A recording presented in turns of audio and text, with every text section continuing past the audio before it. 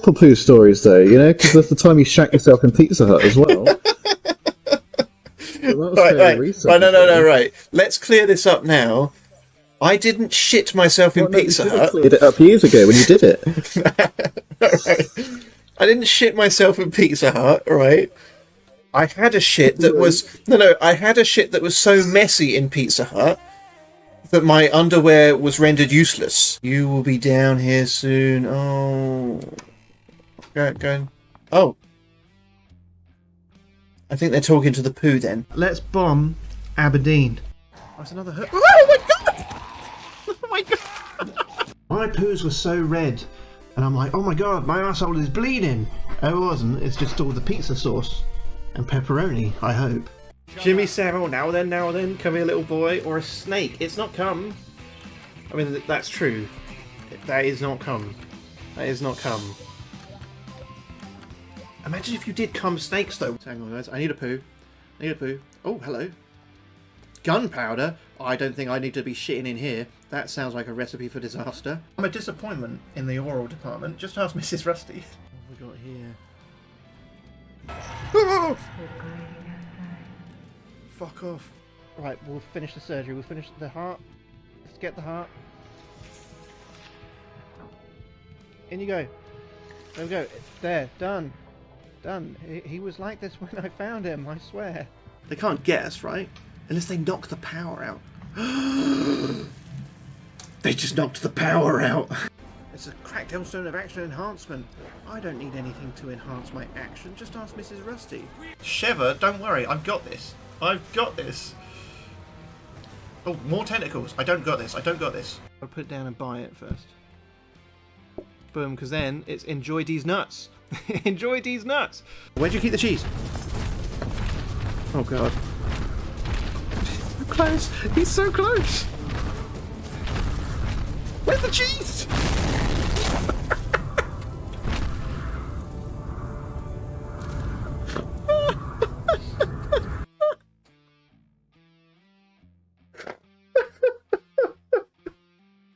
Oh my god.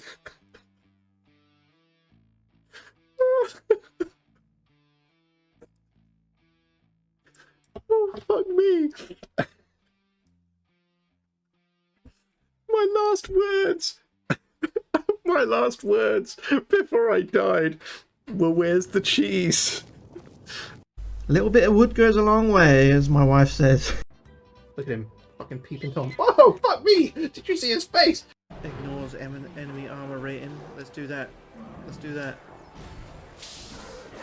Oh no!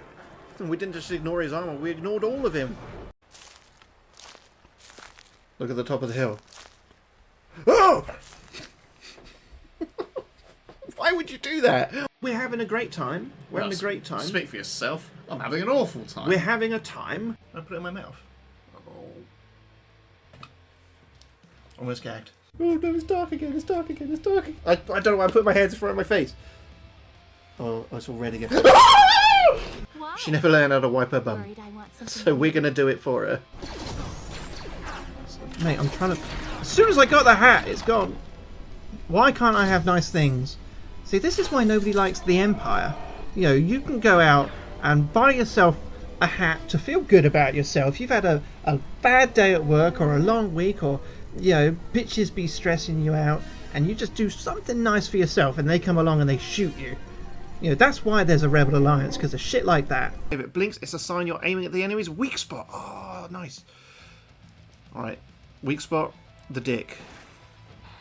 He didn't notice it. I would notice it. Excuse me, chaps. I can fix this. I'm a mechanic, Darcy. Oh my god, I didn't mean... Oh my god, he just blew it all up. He just blew it. Oh, I was trying to fix this. Oh, look, somebody's jizzed over here. Oh, disgusting. Disgusting. This is a kitchen. Carrots don't have rights.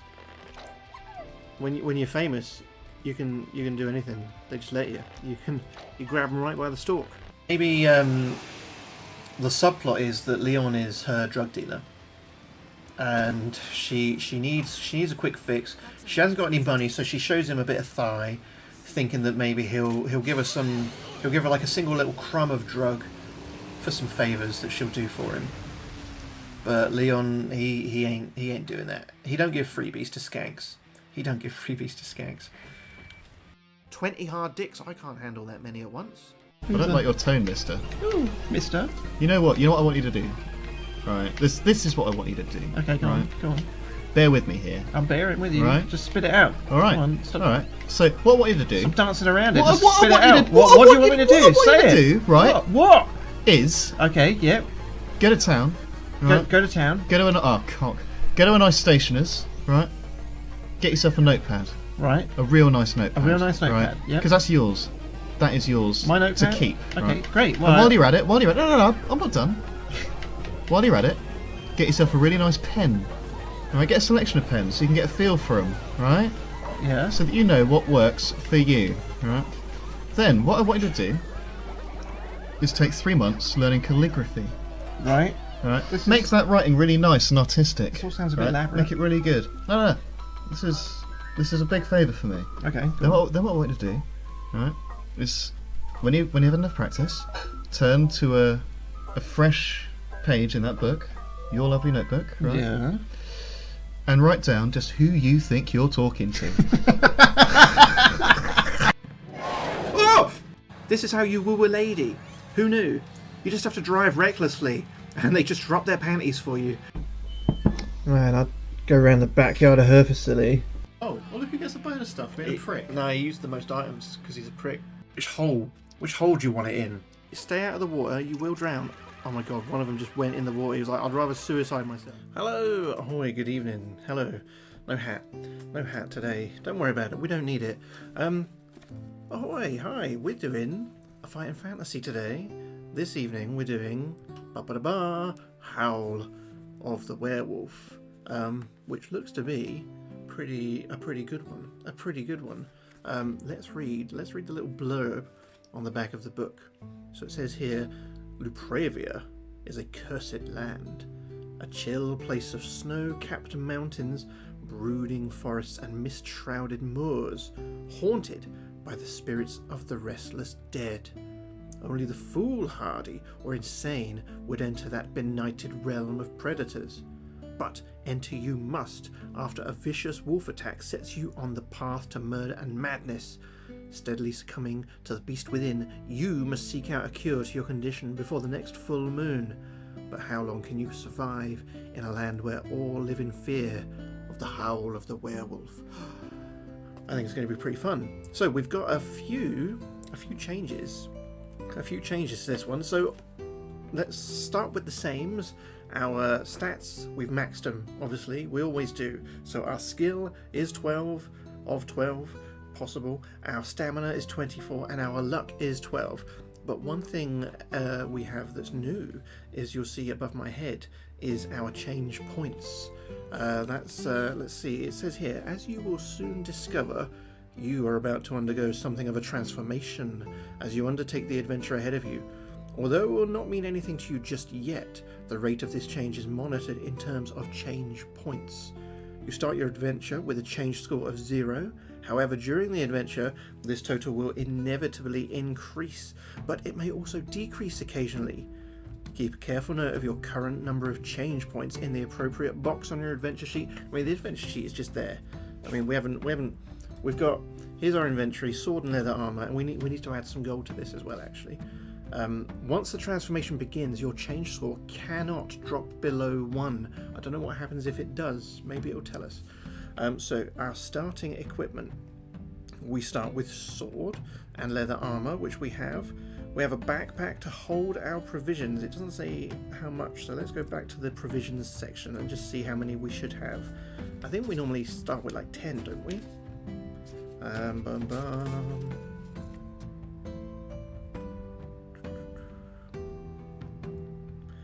Stamina, blah blah blah. You can restore. Aha! You start the game with enough for 10 meals, so we do have 10 provisions. So let's add that to the list. 10 provisions, and then it also says you carry a lantern and tinderbox. So let's get. Oh, we're in capital letter mode for provisions. We're not shouting. So we've got a lantern and a tinderbox.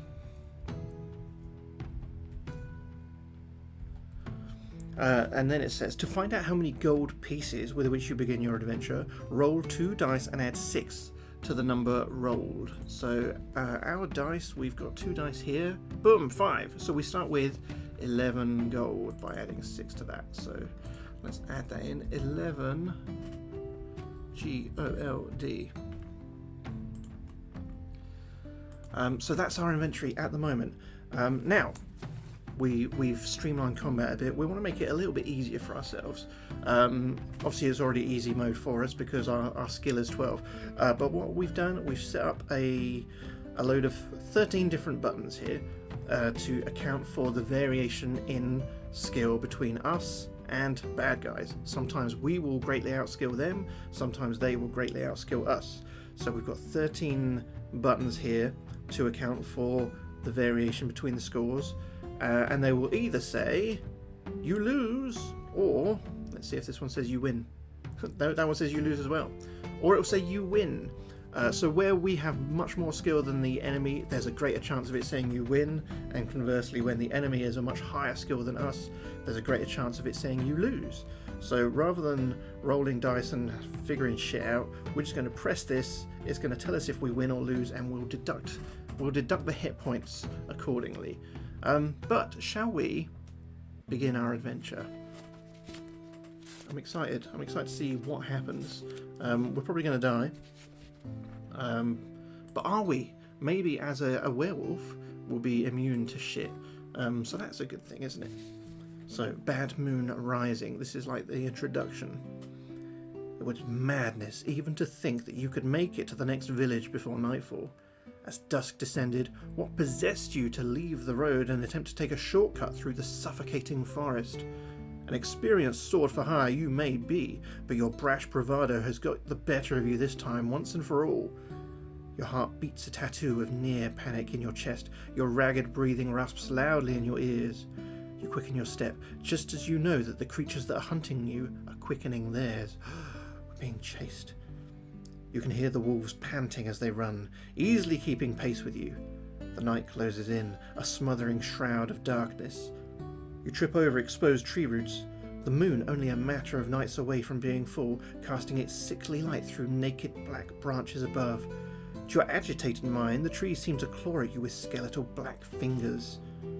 Suddenly, the adrenaline rush of panic is replaced by that of desperate hope as you catch sight of a flickering light between the looming leafless trees. It may be no more than a lone guttering candle flame, but to you it's a brilliant beacon of hope amid the blackness. The light is shining from the window of an isolated hut, and suddenly you feel there is a chance you might yet escape the cruel fate that the encroaching night seems to have set aside for you. I'll try and have fun. But there's dogs out there, big angry dogs. A howl cuts through the chill night air, a mournful sound that freezes the blood in your veins. You immediately stumble to a halt. The animal cry came from somewhere close by. Your heart racing, your breathing shallow and fast, you spin round, scouring the oppressive forest for the telltale signs that you know must be there. And then you see them, a dozen blazing red eyes, smouldering like coals, watching you from the darkness. Growling, the wolves slink into the moonlight in front of you. The animals have a lean, hungry look, their grey pelts scabrous and patchy, their ear tips pressed low against their skulls, lips curling back from yellowed, slavering fangs. Darting anxious glances round, you realise to your horror that you are surrounded. You unsheath your sword, the blade shining as it slides from its oiled leather scabbard. You test its weight in your hand, knowing that it's only a matter of moments before you'll be forced to fight for your life. In that moment, your mind is suddenly awhirl with memories of the last few months. Growing weary of the comfortable security of the plains of Femphrey and Lenderland, you ventured north into that cloud-capped, frostbitten realm of unforgiving mountain peaks and brooding forest that is Moristacia. There's a lot of fucking made-up words in this, isn't there? The pettily feuding principalities of that deadly land have histories as long and as bloody as that of the old world itself. People talk in hushed tones of the vampire lords of Mortvania and the ghoulish death cults of Bathoria. No land is more benighted and accursed than that of Lapravia, a chill place of primeval mountains, dark forests, and mist-shrouded moorland. It is said to be haunted by the spirits of the restless dead. The wretched native folk of that land struggle to eke out even the meanest living from its thin soil, and regularly suffer the predations of wild animals. Only the foolhardy or insane would choose to willingly pass beyond its borders and enter that desolate realm, and yet here you are, on the very edge of Lapravia, and suddenly everything you've ever heard about that place seems so terrifyingly real. A snarl more menacing and blood-chilling than any you have yet heard this hateful night brings you back to the present and the dire nature of your predicament. The wolves halt as one. Pushing aside the other wolves as it moves through the pack is the undoubtable leader. It's caught for a moment in the washed-out light of the moon, which hangs like a mourner's corpse-watch candle in the pall of the night. You've never seen its like before. The creature is huge, a monstrous beast twice the size of any other wolf in the pack. Its pelt is utterly black, apart from the one long streak of grey that runs from the top of its head all the way down its back. The look of evil intent in its eyes, something wholly unnatural in a wolf, something almost inhumanely human. A guttural growl that speaks of your imminent demise rises from deep within its chest, and the wolves begin to move again. With death reflected in its eyes, the great wolf prepares to pounce. Do you know what? As introductions to these books go, that is probably the best one ever. That was so fucking good, so well written. I think we're fucked though. We haven't even got to entry 1, and I think we're already fucked. We're surrounded by wolves, guys. It's not a good place to be. But this is what we've got. This boy, this is the leader, I assume. He's got that little stripe going down his back. There's all his mates behind him, like howling at the moon, thinking they're hard. They're not so hard without that guy there. Or are they? Let's read on. Let's read on and find out. With the wolf pack steadily closing in on you, and the great wolf tensed, ready to attack in an instant, you're going to have to act fast and use all your cunning if you're ever going to get out of this dire situation alive. Will you turn your back on the wolf and try to run for it? Will you stand your ground and prepare to meet the black wolf's inevitable attack? Or will you seize the initiative and charge the wolf? Ugh. Running away I don't think is going to do us any favours, but neither do I think we'll stand our ground or charge the wolf. None of these seem a good option. Is there like an option to get like beamed up by aliens to safety? Or maybe not to safety, I mean they'll probably probe my bum a bit, but it's safer than being surrounded by wolves, I think. I'm sure you'll agree. A little bit of anal probing seems preferable, but that's not one of the choices. We've got to pick something else here. So turn your back on the wolf and try and run for it.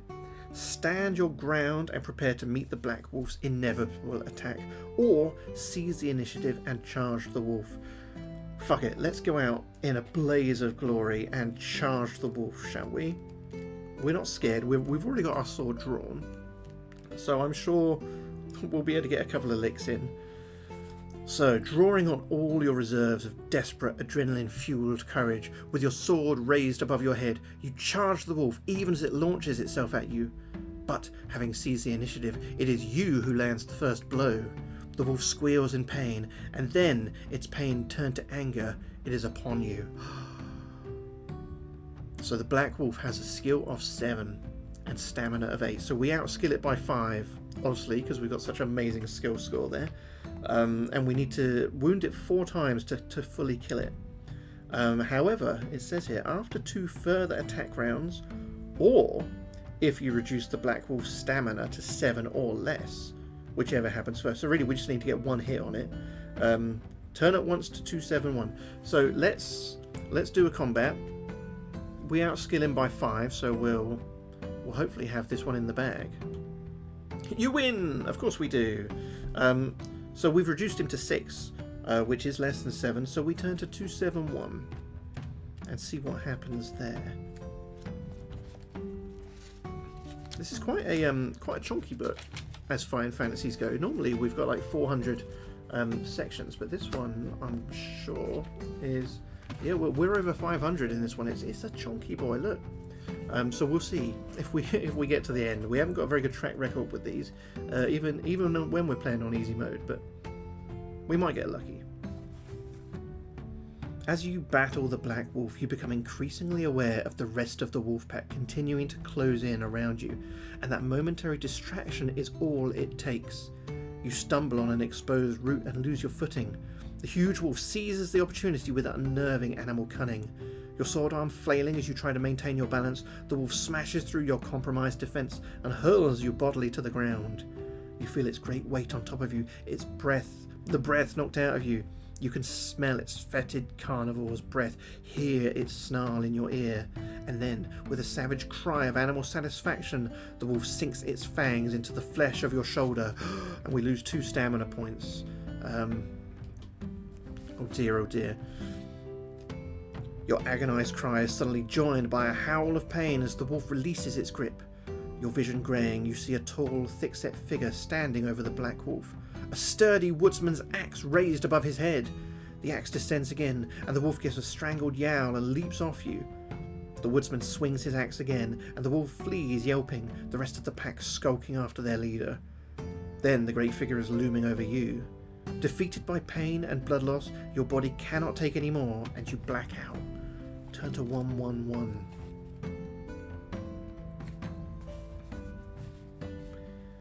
You wake from a feverish and terrifyingly realistic dream in which a wolf is snapping at you with slavering jaws. You open your eyes and find yourself looking up at the cobwebbed rafters of a wooden shack. Maybe that's the shack we saw the light in. We must have been close to this guy's house. You're suddenly brought back to the present with a start, a rush of unbidden and unpleasant memories whirling through your mind.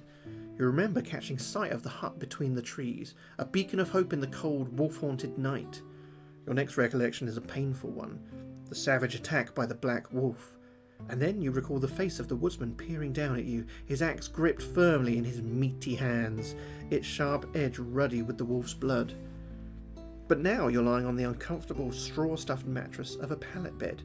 You force yourself to sit up and gasp in pain from the savage wolf bite you received to your shoulder. "You want to take care of that," you hear a gruff voice say, and you turn in surprise, wincing again as the wound smarts, to see a thick-set, bearded man sitting at a table next to a stone chimney breast, smoking a pipe. His careworn face is lit by the dull orange glow of a fire crackling in the hearth. "I've cleaned and dressed the wound as best I can, but it's going to take time to heal." A candle burns in the window, and outside all is shrouded in darkness. Not really sure where you are, who the man is, or why he's chosen to take care of you, you mumble your thanks. "Come sit. Something I have to show you." Cautiously, you rise from the bed and join the man at the table. "I'm Ulrich. I make my living as forester in these wild woods," he says, proffering his hand as you take a seat. On the table in front of the woodsman is a bundle of coarse, blood-stained cloth, and you find yourself wondering why a seemingly decent man would want to live out here in such a wild, isolated, and dangerous place. "What happened?" you ask, unable to take your eyes off the crimson bundle that lies between the two of you. And so Ulrich relates his version of events. He was inside his shack when he heard the wolves howling and your cries. Taking up his axe, he rushed to your aid. "I managed to lay a savage wound on that Black Wolf," he explains. "Sent it packing. The rest of its sorry pack scurrying after once they saw their leader bested." "You wanted to show me something," you remind Ulrich. "Indeed I do," he mutters, and begins to unwrap the bundle in front of him. "I told you I dealt the wolf a savage blow. Well, in fact, I cut off its paw. At least it was a paw to begin with." Ulrich peels back the last strip of blood-stained cloth. "But tell me, does that look like a paw to you?" Lying on the table in front of you is a gnarled, black-furred claw, somewhere between a human hand and a wolf's paw. Horror twists your heart in its chilling grip. Before Ulrich even has the chance to explain, you already know what he's going to say. "That wasn't a wolf that attacked you out there in the woods tonight. It was a werewolf," you finish. You know what this means. It would explain the feverishness and horrible hallucinatory dream. For the bite of a werewolf, a man cursed to take on the form of a wolf when moonlight bathes the world, carries the dread disease of lycanthropy. The selfsame affliction that is responsible for its own ghastly transformation. It's as good as a death sentence, for without a cure, the only future you can look forward to is one of madness and murder, as the wolf inside you struggles to free itself and satisfy its bloodlust. You stare at the grotesque object lying on the table. Even as you watch, it appears to become more human and less animal in form. Seeing your reaction, Ulrich says, "This is an evil thing, should be destroyed. Throw it into the fire and be done with it." Do you want to throw the changing hand into the fire immediately, or do you want to take a closer look at it first? I don't know what we're going to gain from having a look at it, but I mean, maybe there's a magic ring on it that stops us turning into a wolf. I think we should always be curious, shouldn't we? So let's not just discard it straight away. Let's inspect the hand. We might be able to get some loot from it, perhaps. Taking the hand in your own, by the flickering amber light of the fire, you examine it. The hand is now almost completely human, except that it still sports particularly long and hardened claw-like nails. But there's something else. On the middle finger, there's a large gold signet ring bearing a remarkable crest on its circular face. The crest shows a howling wolf's head against a full moon. If you want to keep this morbid curiosity, add the signet ring to your equipment list. I do want to keep it. We're not looting stuff to not keep it. So we've got a signet ring with a wolf on it, or a wolf's head. Is it signet or signet? Signet. So we've got a signet ring. What use it's going to be, I don't know yet. Now we turn to 290. Hopefully we don't have to pay Ulrich for his hospitality, because we've only got 11 gold. But fuck that guy. He's not getting our money. 290 is where we're going. Picking up the transformed hand, you hurl it into the fire with a scream of rage, and then watch as the fingers blacken and burn, the flesh crisping and crackling in the hungry flames. Then I am doomed, you say, in utter despair. Well, I didn't really say it in utter despair. Oh, then I'm doomed! I don't know, we'll work on it. My despair needs a bit of work, doesn't it? I am doomed. That's not despair. Doomed to become a creature of bloodthirsty appetites I shall be unable to control when the moon waxes full. I shall be an outcast, an animal, a murderous beast. I'm a bit dramatic, aren't I? I'm a bit dramatic with this. Add 3 points to your change score. The first points we've got. Hello, Jaime, how are you? Hope you're well. We've been bitten by a werewolf, and now we are one. We soon will be one. We've got a change score of 3 right now, whatever that means. Maybe not, Ulrich says, fixing you with an unnerving stare. There's something old and forbidding about the dark pits of his eyes, as if there's something else looking out of Ulrich at you. There may still be hope. For you. What does he mean for me? Is he a werewolf? Maybe that's why he lives out here. There is? Then what is to be done? You press the woodsman to tell you more. What does he know that you do not? I know of 2 cures for lycanthropy, but we'll have to act quickly. Ulrich will help you? But why? Let's just say that we all have our secrets. So what are the cures? The surest way is to find the werewolf that infected you with its bite and kill it. You could also eat a sprig of the herb belladonna, if you could find some. And there's one other course of action we could take.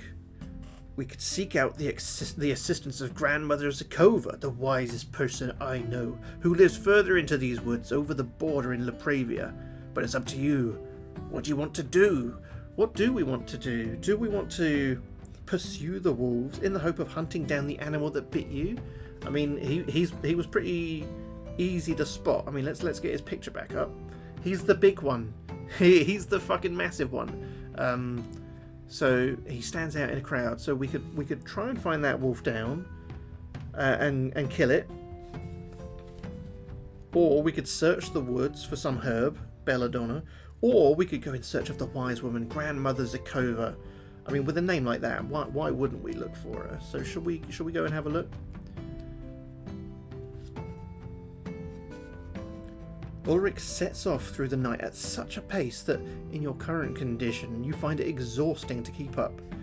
Your panting breath mists before you in the cold night air, but Ulrich shows no sign of slowing. Your predicament is just too dire, and so you continue, half running to keep up with the woodsman as he hurries through the brooding forest, leading you deeper and deeper into this dark domain. You've been travelling in this way for almost an hour when you come in sight of a stone cottage, complete with sagging thatched roof. Without breaking his stride, Ulrich marches up to the sturdy, iron-bound oak door and beats on it with the haft of his axe. From inside the cottage comes the sound of shuffling steps, followed by a cracked, irritable voice. "Who's there?" That's what she sounds like, apparently. "Who's there? And what do you want?" "Grandmother," the woodsman calls. "It's Ulrich with a friend in need of your help." A tiny hatch in the middle of the door slides open, and two cataract-blurred eyes peer out before the opening closes again. There's a grate of bolts being pulled back until at last the door opens. A hunched figure ushers you both into the warm glow before the door is slammed shut and rebolted. Wrapped in a woolen shawl, the wizened old crone looks at you up and down suspiciously. She has a hooked nose and chin and looks every part the witch, with a chain of silver charms hanging around her neck. "So, it's you needs my help, is it?" Grandmother Zakova says. You listen in nervous anticipation. Why are we listening? Surely we need to answer her. We're just staring blankly at her. We're not giving anything away, are we? We stony expression, nothing. Can't give away our secrets. You listen in nervous anticipation as Ulrich tells the old wise woman of the fate that has befallen you. I can't speak for myself, apparently. Ulrich will do all of it. He's like my manservant now. The old woman appears to take in what Ulrich says with dispassionate interest. When he has done, she turns to you. Without saying a word, she starts to prod and poke you. I knew we were getting anal probed. I knew it. We didn't even need aliens. We just needed an old lady to touch us in the bum. Looking in your eyes and getting you to stick out your tongue. She also takes a look at the wolf bite on your shoulder. "Lycanthropy is a terrible and crippling curse indeed," she says at last. "But you're fortunate to have met trustworthy Ulrich here, who has had the foresight to bring you to me." They've got all the same accent, apparently. "For I can help you, although I cannot cure you. The disease is still just taking hold, and if we act fast, we might yet be able to counteract the effects of the werewolf's saliva venom. I can prepare a potion brewed from the belladonna weed," we should have just looked for that in the first place, "which will help, but with your consent I would like to bleed you first, so that the concoction might have a faster, more potent effect." Bleed me? What does that mean? She stabbed me? Will you let the wise woman bleed you before administering... Oh, what, like drain some cursed blood out, maybe? Is that what she means? Will you let the wise woman bleed you before administering her potion? Or would you refuse? Simply ask her to prepare the belladonna concoction. No, bleed me. Bleed me, old lady. 335. That's where we go. Grandmother Zakova sits you down on a chair and then, without making any great show of what she's doing, pulls up the sleeve of your jerkin and puts a knife to an exposed vein. Your blood starts to flow hot and dark, and she collects it in a shallow wooden bowl. The wise woman keeps the wound open for several minutes until you start feeling lightheaded and woozy. Lose 3 stamina points. Fuck me. I thought we were coming here for help. She injured me more than the damn wolf did. And just as you think you're about to pass out, she staunches the blood flow with a poultice of herbs and then quickly binds the wound with a strip of cloth bandage. As you take a moment to recover from the bleeding, Grandmother Zakova takes a stoppered gourd bottle from a shelf and warms its contents in a small cauldron over the fire. She adds a bundle of dried herbs and then leaves the concoction to simmer. The close air inside the cottage is filled with an acrid aroma. Another half an hour and the potion is ready. "Drink this," Grandmother Zakova commands, shoving a ladle full of viscous grey-green liquid in front of your lips. Holding your nose, you swallow the potion in a single gulp, hoping not to taste it. Although you feel no obvious effects, the potion begins to act immediately, slowing the transformation that the lycanthropy is working upon your physical form. Subtract 2 points from your change score. Pow! Now turn to 382. Alright, so we've delayed it. We've delayed the change for a little while. But for how long? "So am I cured?" you ask the wise woman. "Have you rid me of the curse of the werewolf?" Before Grandmother Zikova can answer, a chilling howl cuts through the night. It came from outside the cottage. "Spirits preserve us," she gasps, clutching the necklace of charms round her throat. "They're back!" Ulrich hurries to double-check that the iron-bound oak door is secure. The howl is joined by other lupine voices coming through all around the cottage. The wolves have Grandmother Zikova's cottage surrounded. There's a sudden and totally unexpected rap at the door, which makes the old woman start and Ulrich tighten his grip on the axe. And then comes the voice that you will never forget as long as you live. "Little pigs, little pigs, let me come in." "Be gone, night creature," Grandmother Zikova screams. For a moment, the only sound is a snuffling of creatures prowling the perimeter of the cottage, the relative pieces violently broken by furious fists beating on the door. "Let me in, you wretched swine!" The malevolent, yet refined, masculine, well, that's me out then, masculine voice continues. "My brothers and I wish to dine with you, and if you won't let us in, I'll huff, and I'll puff, and I'll break my way in." The unseen man's scream of rage seems to transform into an unearthly howl. The wolf pack take up the cry, and deep inside you, something strains to answer their call. Roll 2 dice, and if the total rolled is less than or equal to your current change score, turn to 416. If it's greater, turn to 37. Well, if I'm rolling 2 dice, I've got to get... I'm on 1.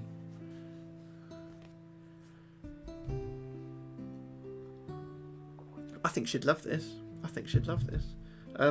So we've got to roll 2 dice, and it doesn't matter because we're not going to get less than or equal to our change score of 1 on 2 dice. So we'll turn to 37 because it will be greater. Shall we roll the dice anyway? Just so we've said we've done it. Look, we got 3. Still turning to 37. The cottage shudders with a resounding crash as something throws itself at the bolted door. Incredibly, the wolves are attacking the cottage, trying to force their way in. You're going to have to help defend Grandmother Zikova's home from the creature's determined assault. There are 3 ways into the cottage. The door by which you entered, and 2 windows. Ulrich, Grandmother Zikova, and you all guard 1 entrance each. Choose who is covering each entrance. 8 wolves will attempt to break into the building. Fuck me. Roll 1 dice for each wolf. On a roll of 1 or 2, the wolf charges the door. On a roll of 3 or 4, it attacks the first window. On a roll of 5 or 6, the creature assaults the second window. The door can resist 1 wolf attack. Ulrich will be able to kill 2 wolves before any animals can get past him and into the cottage. Grandmother Zikova can dispatch 1 wolf with her trusty frying pan before any others get the better of her.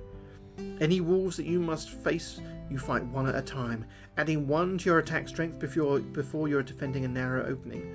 Fuck me, so we got 8 wolves. He can kill 2 wolves before any get past him into the cottage. She can do 1 before any others get in. So I'm going to have to do, what, at least 5 wolves. So shall we say Ulrich is doing the door, Grandmother Zikova is doing the first window, and I'm doing the second window.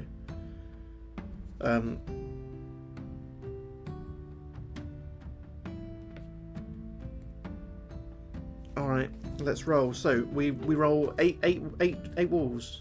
So 1 or 2, they come in the door. 3 or 4, they go into Zikova's window. 5 or 6, they come into my window.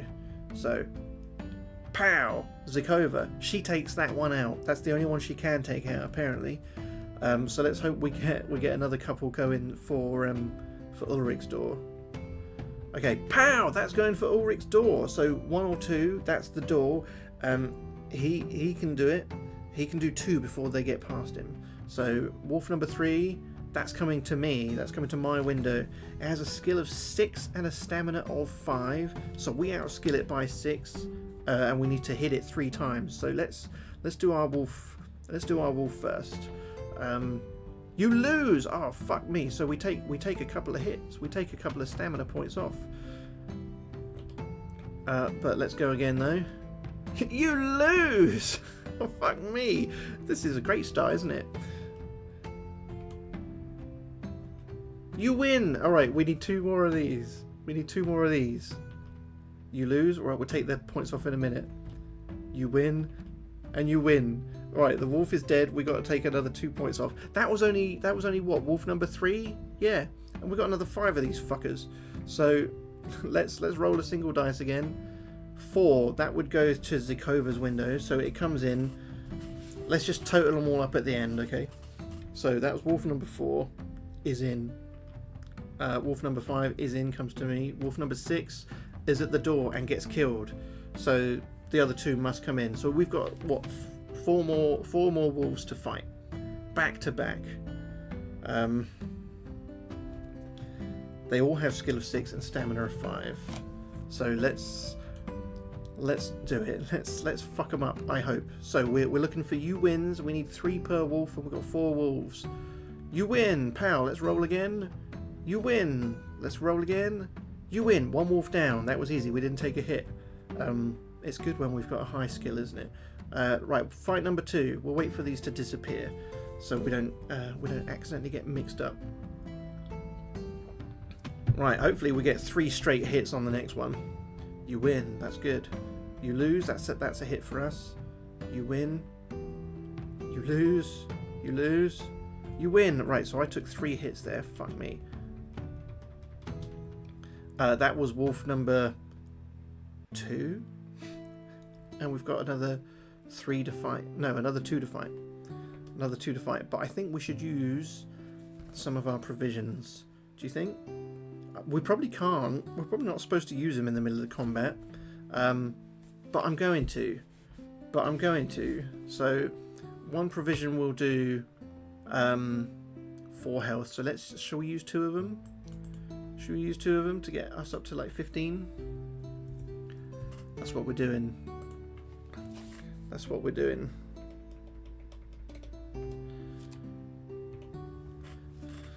Okay, 2 more wolves. Let's go. Let's get some wins. That's 1 hit. That's 2 hits. That's 3 hits. And final wolf. Let's get you wins across the board. 1, 2, 3. Wolves all dead.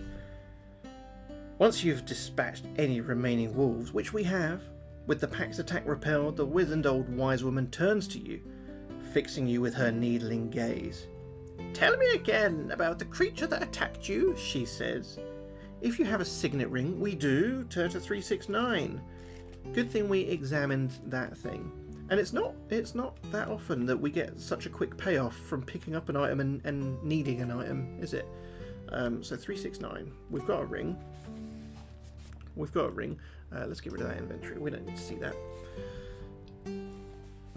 You tell Grandmother Zikova how Ulrich hacked off the werewolf's paw when you were first attacked, how it turned into a human hand afterwards, and of the signet ring you found on the middle finger. "Let me see it," the old woman demands, so you take it out and show it to her. She cannot suppress her gasp of dread. "This is the crest of the House of Wolfen, the ruling house of Lepravia," she explains, her voice quavering. "Lepravia is a cursed land, and theirs is a cursed bloodline.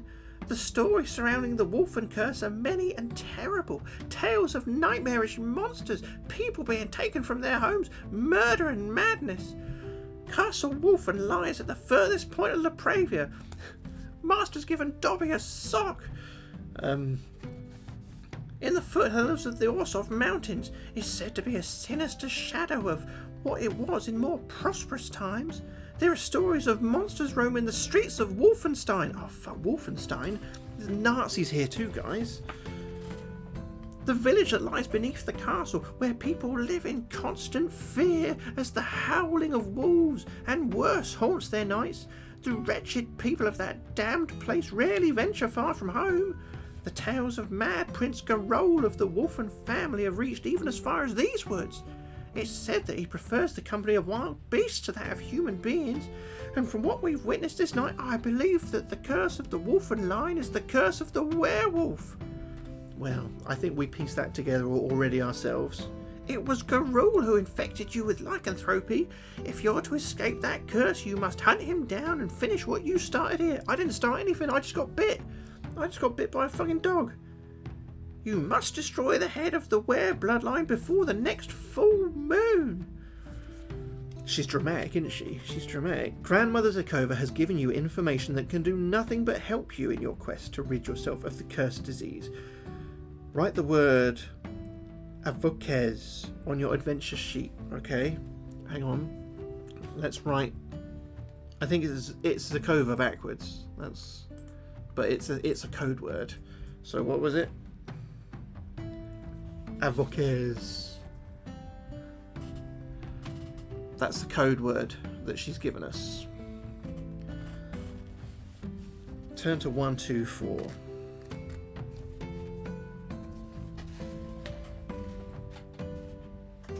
Bidding Grandmother Zakova a hasty farewell, you head into the night once more, Ulrich at your side. You're determined to run the insane lunatic to ground and put an end to this living nightmare. It's not hard to mark the wolf's passing. You soon find yourself descending a path at a stumbling run, the trail strewn with exposed roots. You become aware of distant yelps and howls. Behind you comes a sudden snarling roar. You turn to see the black wolf launch itself from the deep darkness between the trees, but this time it is Ulrich who's the target. The creature has revenge on its mind. You hear a sickening crunch, and Ulrich howls in pain as the wolf sinks its teeth into his throat. Then the woodsman lies still. You watch, frozen for a moment in disbelieving horror, as the wolf rises from Ulrich's prone form, and you realise that it's now standing on its hind legs. Only the creature is a wolf no longer. Its body is shaped more like that of a man, although it's still covered in coarse black fur and has the unmistakable snout and arrow-tip ears of a wolf. It has become something more than beast and less than human. Lips curling back from its bloodied fangs, the black werewolf growls menacingly and turns towards you. You have no choice but to fight. Uh-oh. The black werewolf, so he still has a skill of 7 and has a stamina of 7. The beast will not run from this fight, and you will not let it. One way or another, this will be a fight to the death. Oh, I kind of wish we'd eaten more provisions then, but oh well, we made our bed, we've got to lie in it. We outskill it. We've got to hit it 4 times. Let's go. So we outskill it by what? By 5. You win. One of 4 hits we need to get on it. You win. 2 of 4 hits we need to get on it. You win. This is going well, isn't it? You lose. Ah, oh, spoke too soon. Spoke too soon. 1 more hit though is all we need. We win. Right. Let's get our stamina down by those 2 points because we got hit. If you prevail, we did. Turn to 229. Isn't it much quicker rolling our dice that way? 229. With a final thrust, your sword enters the werewolf's chest, sinks up to the hilt, piercing the creature's heart, until the tip emerges from its back. The beast dies, issuing one last howl as its limp body slides off your blade. Your attention immediately turns to the wretched woodsman, who lies some feet away from you where he was felled. You're about to rush to your friend's aid when you suddenly stop yourself. You've faced the beast lying at your feet more than once this night. Can you be certain that the fiend is really dead at last? Will you make a closer inspection of the werewolf's corpse, or go straight to Ulrich's aid? Oh no, this is going to fuck us either way, surely, because I reckon we investigate the corpse, it's not dead and it rips our throat out and we die. And if we don't die, then we've lingered too long and Ulrich bleeds out.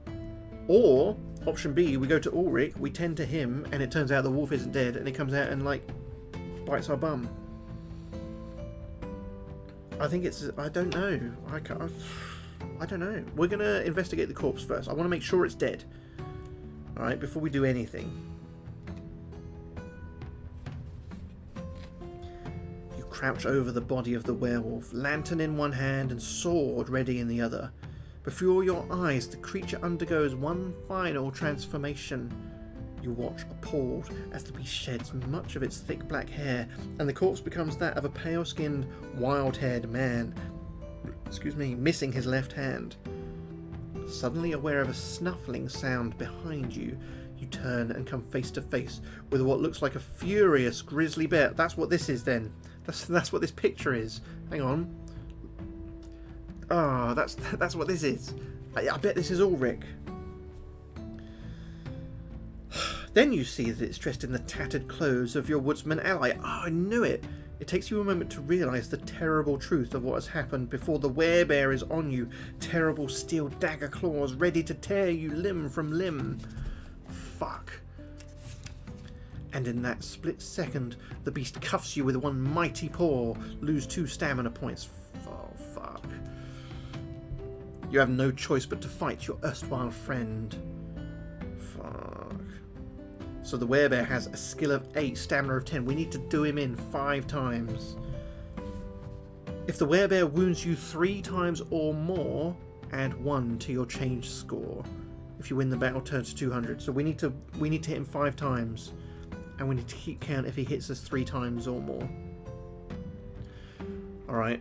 So we outskill him by 4, and we need to hit him 5 times. Okay, you win. That's 1. You win, that's 2. You lose, oh no.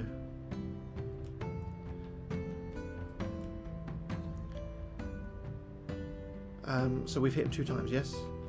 You win, that's 3. You win, that's 4. Come on, 1 more. Yes, there we go. And we only got hit 1 time. We should probably heal up, but we'll turn to 200 first. We have won the battle. We've defeated the werebear.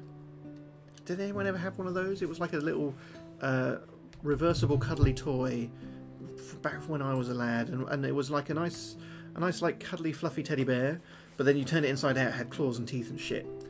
They weren't scary, they're just toys. With a sorrowful heart, you gaze down at the dying Ulrich, who has regained his human form. Do not blame yourself, my friend, he manages. We all have our secrets. I should thank you for releasing me from my own dreaded curse. Then he's gone. After everything that the kind-hearted woodsman did for you, and in the short time that you knew him, at the end all you could offer in return was death by cold steel. But there is still one more thing you can do for him now. No longer troubled by wolves, you spend the rest of the night digging Ulrich's grave. As the sun finally rises over the forest, strewing a ground mist from the hollows of the trees, you lay the woodsman to rest, placing his axe on the earthen mound that marks his final resting place. You leave the spot with a heavy heart, and not only because you've had to bury a good man, whatever dark secrets might have troubled his soul. Despite having slain the werewolf that infected you, it's clear the affliction still has a hold of you. Exhausted, you lie down to sleep as a watery sun drags itself into the sky behind a veil of grey cloud. It's been a harrowing night, and in spite of all the worries running through your mind, you still sleep, although your dreams are beset by visions of Ulrich, changing into the savage bear, roaring in bone-wrenching agony. When you wake, stiff and sore from sleeping on the root-knotted forest floor, the sun is again sinking in the sky. You search for the head of the werewolf bloodline, cannot wait any longer. The next full moon can only be a matter of days away. So wait, even after all that, we still didn't get to check the body that we would check in before Ulrich turned into a bear. That's bullshit. Something in your blood tells you that the resolution to your quest lies somewhere within the land of Lepravia.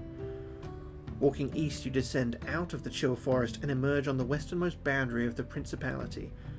There's a noticeable absence of birdsong, which unnerves you. Crossing gorse-covered heathland, in the far distance you can see the hazy purple peaks of the mountain wall that holds the ancient Principality of Lepravia within its rocky embrace. Ahead of you lies a land of menacing forests, boggy moorland and abyssal river gorges. Nestled at the base of the narrow valley you're descending is a village of grey, steeply pitch-roofed buildings, clustered together as if for mutual protection from the bleak wilderness all around them. Stony, cropless films surround the settlement, making the whole place appear truly uninviting. As you get nearer still, a weathered road sign informs you that you have approached the village of Strigovia. Beyond the huddle of houses, you make out a road that leads away from Strigovia, before forking in 3 directions. If you want to enter the village, turn to 1.6. Alternatively, if you'd prefer to press on and avoid an encounter with the native populace of Lepravia, you may skirt around Strigovia and take the road leading north. The one headed east, or the one less travelled that leads northeast into the forest, the scrubby boundaries of which lie a mile or so from the village. That's a lot of options. That's a lot of choices. I think shall we stop by the village, assert dominance. I am a werewolf. I killed Werebear, which puts me right at the top of the food chain. So they all need to pay tribute. I would say. So we're going into the village 116. Hopefully I'm not just like hunted out with like pitchforks and torches.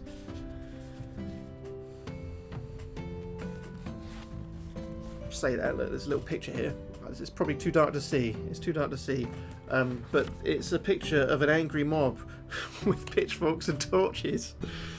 Fucking hell. Making your way between the tall, sharply pitched buildings, you arrive at the village square, where an impromptu meeting appears to be taking place. The villagers present are all carrying pitchforks, scythes, and other objects, which might well be improvised weapons. As soon as they become aware of your presence, a hush falls over the assembled throng, and all eyes fix on you, making you feel incredibly uncomfortable. A lean, middle-aged man with thinning grey hair and wearing a chainmail-covered leather tunic detaches himself from the crowd and approaches you. He holds his hands open to show he means no ill, but the scabbarded sword buckled to his belt and the steely look in his eye suggest this man is not to be fooled with. "Ho, friend," he calls. "We don't get many strangers visit us in these parts. Where are you from, and what can we do for you?" How will you answer the man's question? Will you tell him the truth? That you were travelling through the backwoods when you were attacked by a pack of wolves? Will you tell him that you were travelling from Pritzbad to Sarven when you left the road and became lost in the forest? Or will you tell him that you are a wandering sword for hire in search of an employer who might appreciate your services? Honesty is the best policy, unless it gets us killed. But we're gonna tell him we were attacked by wolves. "And it was then that the wolves attacked," you explain, coming to the end of your story.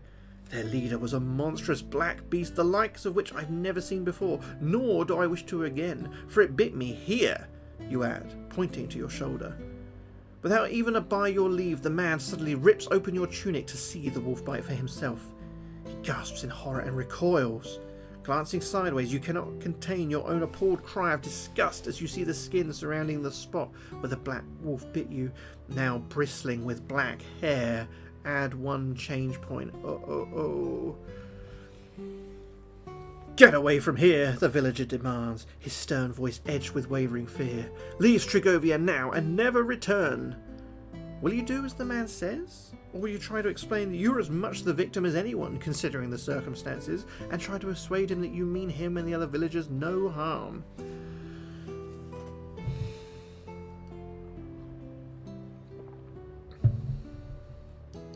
I feel you there. I feel you there with the steps to office job. I was on my feet all day, every day. And I would have 2 breakfasts every single day, and a mid-breakfast snack. And I was still lovely and skinny and ideal weight territory. And ever since I got an office job, boom, look at this. It's all bought and paid for. It's all bought and paid for. I don't think we shouldn't antagonise. Oh mate, welcome to the club. Welcome to the club. I found out the hard way. We got some chairs downstairs, some like fold-out chairs. I found out the hard way they have a weight limit, and I'm over that limit. So they had a weight limit of 100 kilos, and one minute I was sat on it, and the next minute I was on the floor. Chairs broken. It's fucked. But yeah, I'm 107. Too much. So we need to get to ideal chair weight. Before I can sit down on them again. Just have to sit on the floor like a loser. I think we should not antagonise these people. We should leave before we're chased out of town. Because we'll probably end up dying, won't we? So I'm going to do as the man says. 202.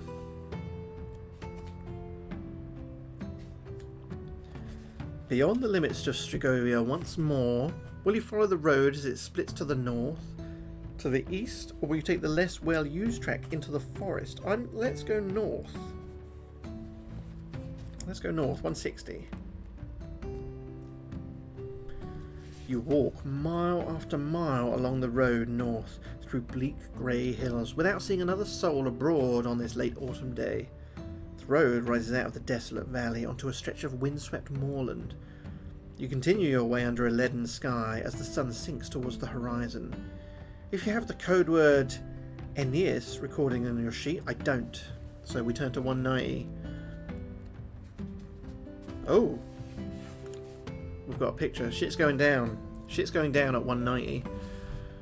Preoccupied with thoughts of how long you've been left until the next full moon, you barely realise the sun has set and that the last splashes of colour underlighting the clouds is fading to dusky amethyst.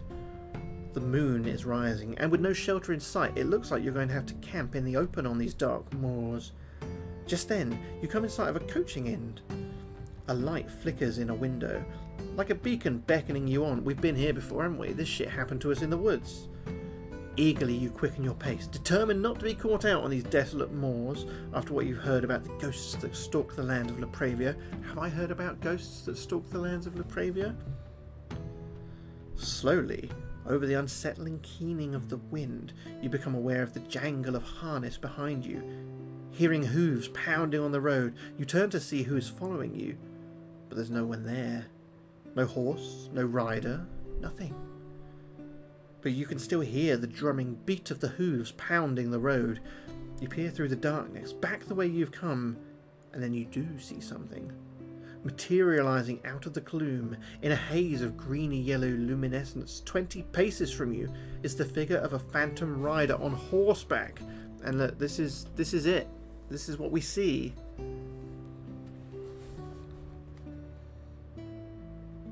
Cape streams out behind the rider, and you see he's wearing finely worked knee-length black leather boots.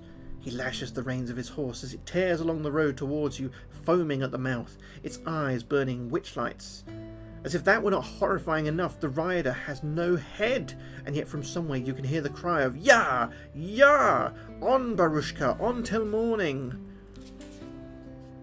Phantom rider and its steed are closing on you fast. Will you turn tail and run, trying to reach the safety of the inn before the rider catches you, or will you stand and face the rider? I mean, from the sounds of it, he's on till morning. He just wants to go somewhere. He's not chasing me. He's got no quarrel with me. So I don't think we need to run away. And I don't think we necessarily need to stand our ground and, like, confront the man, but we can stand to the side. He can ride past us, can he not? That's what we're doing. We're standing and facing the rider. 462. Don't kill me. Standing your ground, you unsheath your sword, ready to face the approaching rider. The phantom reins in his wild steed with a shout of "Whoa there, Barushka!" The greenly glowing apparition trots the last few paces before coming to a halt directly in front of you.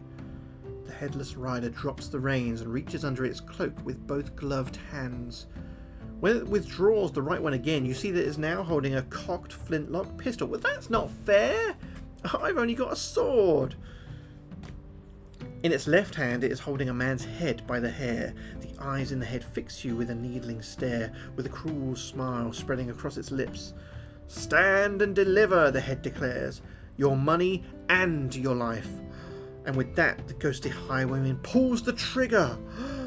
Test your skill. Oh no, test the skill of the headless highwayman. We're not even testing our skill, we're testing his skill. He has a skill of 8. If he passes the test, turn to 374. If he fails, his shot misses you. Wait, what's a pass? Is it getting under or is it getting over? Hang on. We need to look at the rules. We need to read the rules. Let's have a look. Battles, no. Fighting, luck. Aha, skill. Roll 2 dice. If the number rolled is equal or less, you've succeeded. Right, so we need 8 or less on 2 dice for him to pass. Right, 2 dice. A 4. Okay, he passes. Well done, highwayman. Hang on, wait. That means he hasn't missed us. That means he shot me. Why am I congratulating him? Fucking hell. Right, wait. I've been shot. I've been shot. Turn to 374. He passed. He shot me. Not happy about this. I'm not happy about this. There is a loud crack as the pistol fires. A split second later, you gasp in pain as the bullet hits you. Lose 2 stamina points. How can ghostly bullets injure a living being, you wonder? I was wondering the same thing. Can everyone just stop getting shot? This feels like this, mate. How you doing? You well?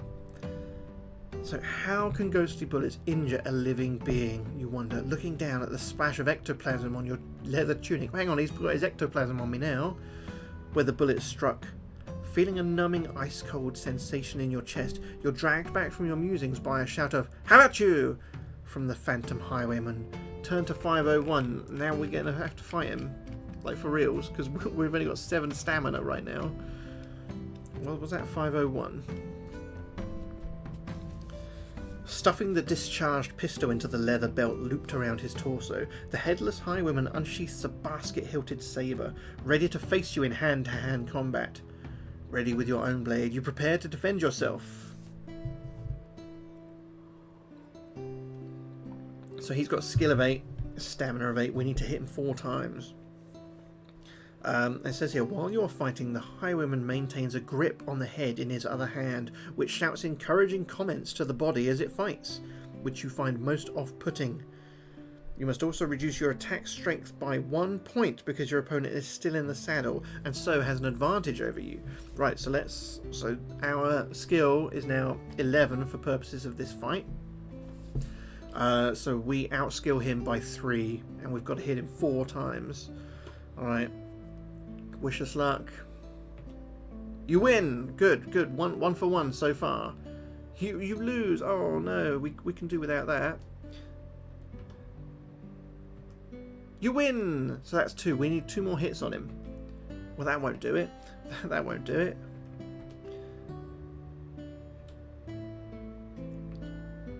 Right, one more. One more, and then the Phantom Felon will be defeated.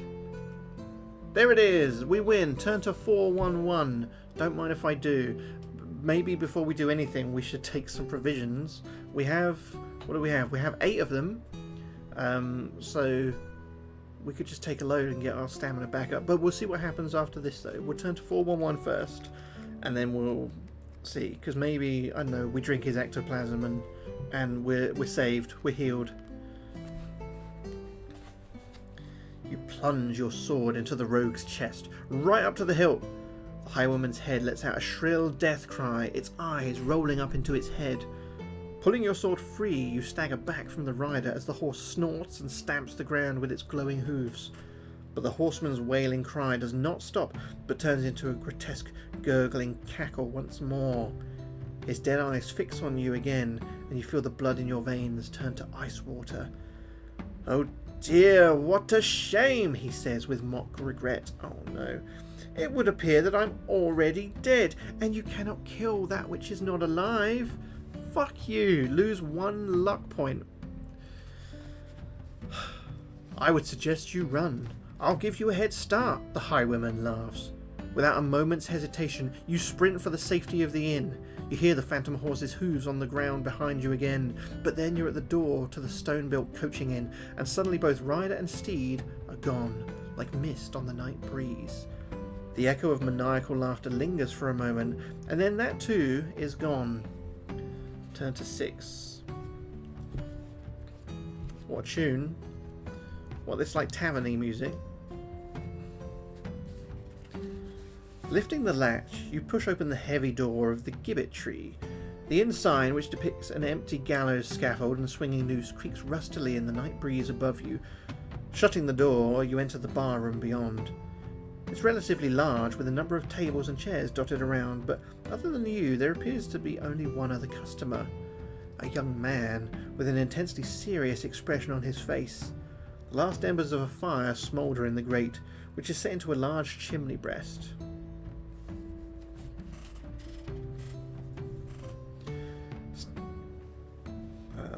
Standing beyond the bar is a blubbery, bald-headed man, whom you take to be the landlord.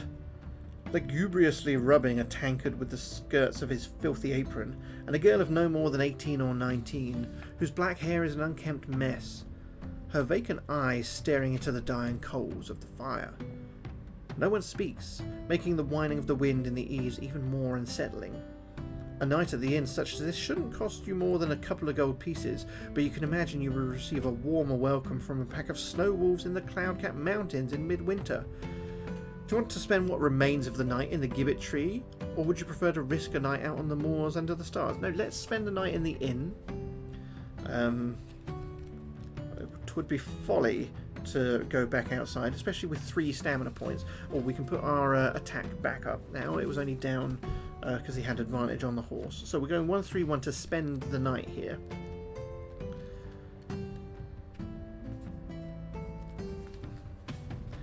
Taking a deep breath, you approach the bar and inquire as to the cost of a room for the night. 3 gold pieces, half board, he says. 1 gold piece for just the room. If you're willing to pay the 3 gold pieces, you find that half board includes a tankard of ale and a cold spit roast chicken, which restores up to 4 stamina points. If you only pay for a room, you'll have to eat 1 meal's worth of provisions to restore any energy. Whatever you decide, you may now retire to your room or stay in the bar and try speaking to the landlord, the barmaid, or the intense young man. I think let's go half board for 3 gold. So then we can keep our provisions for later. So we'll update our gold, and that restores 4. Who do we want to speak to, though? We can speak to the bar, the innkeeper, landlordman, the barmaid, or the young man. Can we do all of them in turn? Let's go to the landlord first, because presumably we're already talking to him as we are negotiating rates for the night. Quiet night, you say, conversationally, desperately trying to improve the pervading mood of the bar, and yet not wishing to make mention of your recent unsettling experience on the road. What do you expect? The man says gruffly. First that wretched cur of a highwayman kept the customers away, thanks to his one-man crime wave, and now he's dead, his ghost is scaring people off. I'm thinking of selling up and taking my daughter to try her luck in Bathoria. Not that anyone would want to buy this place, maybe we can buy it. Embarrassed, you make your excuses and decide to speak to the barmaid, whom you take to be the landlord's daughter, or the young man, or you can retire to your room. Let's talk to the daughter first. Let's see what her rates for the night are. Let's see what we can get. Good evening, you say, flashing the barmaid your most winning smile. How's trade? The barmaid continues to stare at the fire and says nothing. The landlord is watching you edgily from the other end of the bar. Then the girl speaks, her voice having a faraway quality. He still comes to me, you know. They say he's gone, but he's not. A love like ours can never be broken. Not even death can keep us apart. Meg! Meg, snaps the landlord, silencing the girl. That's enough, daughter. Get back to the kitchen. There are dishes to wash and the floor needs scrubbing. Meg turns to go and then glances back over her shoulder, fixing you with her stony amethyst gaze for the first time. Not even death, she repeats, and then she's gone.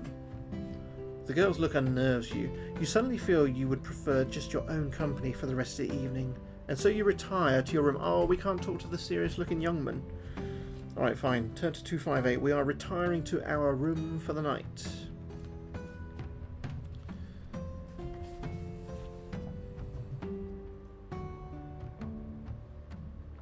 Stifling a yawn, you make for the stairs that lead out of the bar and up to the guest rooms. As you leave, you hear the landlord making his demands of the barmaid, finishing with, "And lay a new fire in the great daughter," to which she mutters something undoubtedly disrespectful in return. Leaving the miserable pair to their bickering, you head upstairs for bed. The room is sparsely furnished. A small table, a chair, a pallet bed, but you don't care. You feel shattered after your meeting with the phantom highwayman, not to mention the wearying march. You're asleep from almost the moment your head hits the pillow. You wake from a dream in which you're chasing through the woods barefoot after a stag, due to your bed being shaken. You open your eyes blearily. You cannot see anyone else in the chamber with you, by the thin shaft of the moonlight entering your room between the shutters. But there is the sound of wood scraping on wood, as if the furniture is being moved across the bare floorboards. Cautiously, you ease yourself out of the bed, which has stopped shaking, and you pull your sword from its scabbard. You watch dumbfounded as the table and chair rise into the air in front of you. They hover there for a moment, 3 feet off the ground, and then suddenly hurl themselves at you.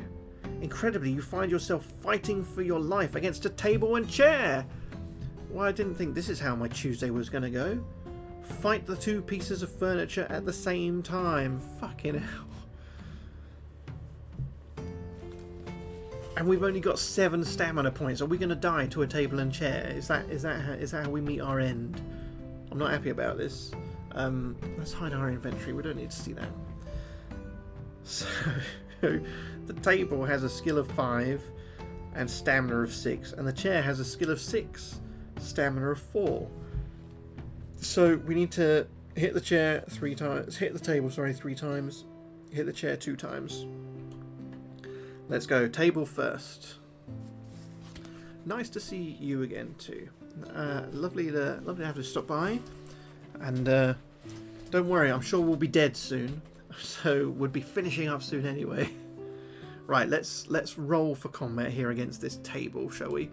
You win! Excellent. 2 more of those for a decisive victory, please. That's number 2.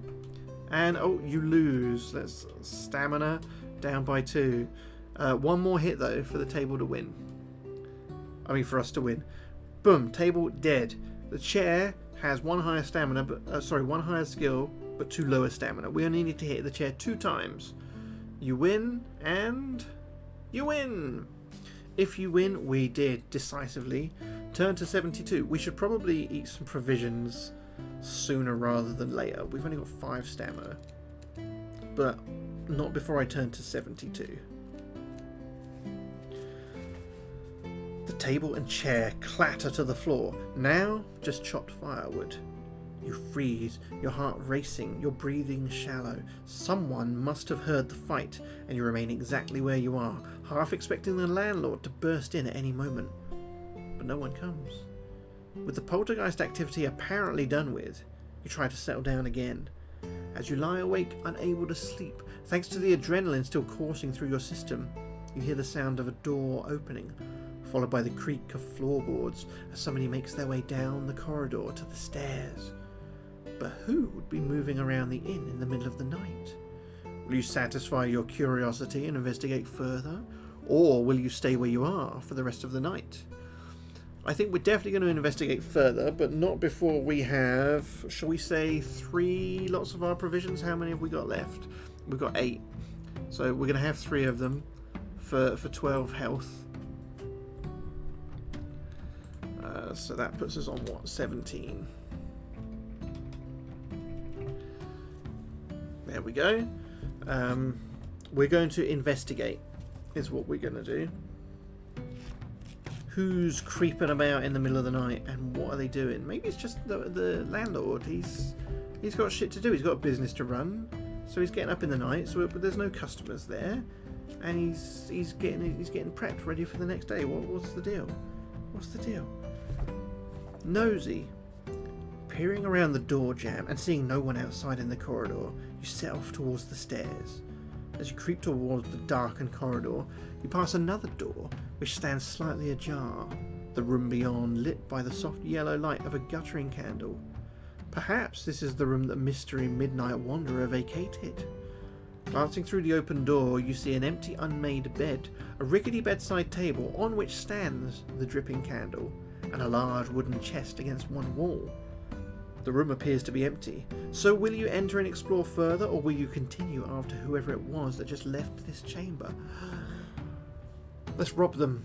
Let's rob them. We're going in. We're going to explore further. What was that? 449, I think.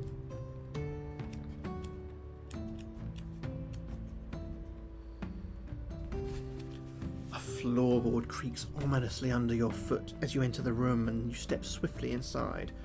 Shutting the door, you make your search undisturbed. There's nothing unusual about the bed or the small table next to it, but the chest is another matter altogether. Inside, you find a number of folded dresses, which leads you to believe you are actually inside the bedchamber of the landlord's daughter. Maybe she's going to ask if I want a two-hander. Underneath the dresses you find a strange collection of objects that includes bundles of herbs, dry powders in small glass bottles, and a book covered in unsettling symbols. You decide to leave these well alone, as their connection to the practice of witchcraft is obvious. However, you also find a bundle of letters tied up with pink ribbon. A quick glance at these reveals that they are love letters, written and signed by Meg to someone simply referred to as my love or my fine gentleman. This is a curious mix of possessions to find in a barmaid's bedroom. Right at the bottom of the chest you find an ornately carved wooden box secured with a brass lock. There's no key, but you think you could force the box open with your sword. Do you want to force the lock? Or will you leave the room and continue in your pursuit of the person who you now suspect is in fact Meg, the landlord's daughter? We've come this far. We're robbing her. We're absolutely going to force the lock. What's in her chest? What treasures do you have for us, Meg? Something good, I hope. You manage to prise the box open and find that it's lined with red velvet. Lying within a shaped hollow is a flintlock pistol. It's an exquisite piece, but it is unloaded, and you cannot find any bullets for it in its case. If you want to find out more about how to use the flintlock pistol, make a note of the paragraph you are on at the time, and turn to paragraph 400. Right, okay. Let's note that down on our inventory, shall we? So we'll write what? Flintlock pistol 400, yeah?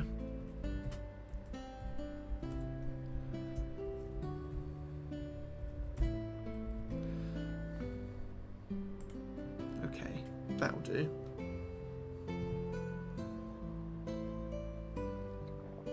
You're about to leave the room when you notice something marked out in red chalk underneath the bed.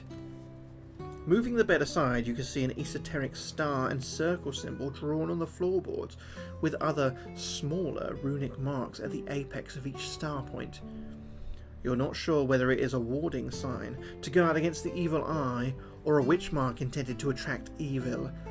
Feeling increasingly uneasy, you leave the room. Yes, I don't want any part of this. We've already robbed her. We don't need to get involved with her rituals. 226 is where we're headed.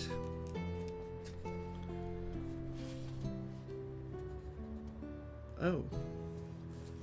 I'll show you this in a moment. We have a picture here. You make your way along the passageway, down the stairs and into the empty, darkened bar room. A half-open door leads you outside into the coaching inn stabling yard. The moon hangs over the bleak moors, casting everything in its cold, monochrome light. Your gaze is drawn to the silvery disc, and something deep inside you howls in joy at the touch of the moonbeams. But across the yard another light beckons, spilling from the crack between the stable doors. Stealthily you sneak over to the stable and put an eye to the gap. Inside, the straw has been cleared from the middle of the floor, and a curious and disturbing symbol has been drawn on the floor, surrounded by esoteric runes and zodiac symbols. The space is lit by candles stuck to barrels and crates positioned around the esoteric circle. At the centre, Meg, the landlord's daughter, is conducting some kind of ritual. Do you want to see her? Of course you do. What is this? 226 we're at? There she is. What are you up to, Meg? What you playing at? In front of her, on the cold stone floor of the stable, is a human skull. You watch transfixed as the witch chants under her breath in some unintelligible language, making mystical gestures with her hands. As you watch her conducting her unholy rite, you feel the wind at your back and your hackles rise. Dark powers are being drawn to this place, and who knows what might happen if Meg is allowed to finish her spell. Will you wait for her to complete the ritual, or burst into the stable without further hesitation? No, we can't let this witch finish the ritual. In we go. Meg shrieks as you burst into the stable and jumps to her feet. But what will you do now? Will you attack the witch? Will you wipe out the markings on the floor, or will you grab the skull? I think attacking her may be a bad decision, but I mean, we've made a lot of bad decisions through the course of our adventure, so what's one more to add to the list? Wiping out the markings on the floor or grabbing the skull are both surefire ways of stopping the ritual and pissing her off. Let's grab the skull. It probably belongs to her lover, or her deceased lover, her fine gentleman. We're going to take it. It's our skull now. Do we get to add it to our adventure sheet? You snatch up the skull, and then there in front of you is the headless ghost once again. You have no choice but to fight as the headless highwayman tries to reclaim his skull. Oh my god, this was a mistake. If you win, you hurl the skulls on the cobble. Okay, let's... So the headless highwayman, he has skill of 8 and stamina of 8. So he's not on his horse now, so we don't have to take the reduction in our skill. So we outskill him by 4. Let's hope we hit him the 4 times. Off to a good start. 1 out of 1. Oh, we lose. We win. That's halfway. 2 more hits, 2 more wins, and he's dead. Like real dead, for real, 100%. We've got his head dead. 1 more. Oh, come on, you fuck. You win. There we go. If you win, we did. You hurl the skull onto the cobbles of the stable yard, where it smashes into bony shards. Turn to 76. Meg is going to be so fucking pissed. She's going to be so mad at us.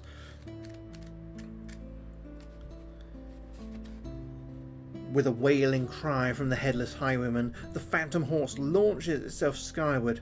Meg screams as she too is carried off, the horse galloping away towards the cold orb of the moon and into the next world. Meg and the highwayman were lovers in life, and after his death she recovered his severed head. Tutoring herself in the dark arts. I mean, where are we learning all this? We've just come to this conclusion about all of this shit, have we? Tutoring herself in the dark arts, she used the skull to summon his spirit back to the earthly plane to be with her. By your actions, you have broken her evil spell and banished the ghost of Lord Filthy Lucre, back to the hell where he belongs. We regain 1 luck point. That's good, because we did lose 1 earlier. So we regain a luck point. The last discernible words you hear are Meg's. "No, not like this," she screams. "It wasn't meant to be like this." And then the ghostly rider and his sorceress lover are gone. The only sound that remains is that of the wind whistling over the moors. Considering what you've been party to at the gibbet tree, there is no way you can stay here a moment longer. It will be a night on the moors for you after all. Test your luck. If you're lucky, morning comes cold and grey and you're on your way again. Well, we've got no choice but to be lucky because we are on maximum luck, so we will reduce our luck score by 1 regardless for the luck test, and we'll turn to 69. You walk for the best part of the morning, your well-paced footsteps carrying you to the village of Balki. The architecture of the buildings reminds you of the distinctive style of Stragovia, all sharply pointed roofs and gable ends. What makes Balki so different is the huddle of multicoloured tents pitched outside it. The Carnival is in town. The sound of accordion music reaches your ears along with the oohs and ahs of a captivated audience. A few villagers are drifting in and out of the entrance. A board beneath the entrance banner declares that the entry fee is 2 gold pieces. And standing next to that is a grotesque little man, almost dwarfish in his proportions. We've got a picture of him as well, actually. Do you want to see this grotesque little man? There he is. There he is. Barely a metre tall, with a large grinning face and spindly limbs. He's dressed in the most outlandish and brightly coloured clothes you think you've ever seen, crowned with a black top hat. If you have the word Retsis written on your event sheet, we do not. If not, a visit to the Carnival might be just what you need to give an hour's respite from the rigours of your mission. Do you want to pay the 2 gold pieces and enter the Carnival? Or will you pass by and enter the village of Balki itself? How many gold pieces do we currently have? We've got 8 gold. Do we want to spend a quarter of our gold going into the circus? I mean, it could be worth it. Let's do it. We're going to go down to 6 gold. We're getting a ticket. Get a ticket for the Carnival. Alright, so what page was that? 134. 134 is where we're going.